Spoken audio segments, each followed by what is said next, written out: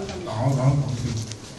第一，我唔覺得一定要乜嘢嘅年份，係根本應該由而家開始都繼續要推行國民教育。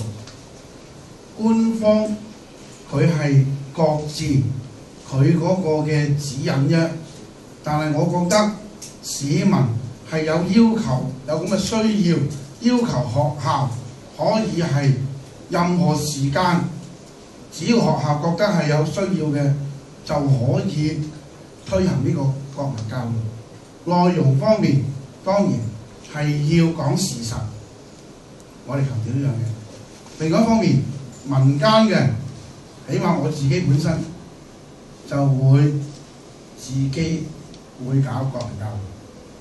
我亦都呼籲有心人鼓勵多啲身邊嘅朋友多啲去參加，聽講甚至有人自發性去揾啲學者去搞國民教育。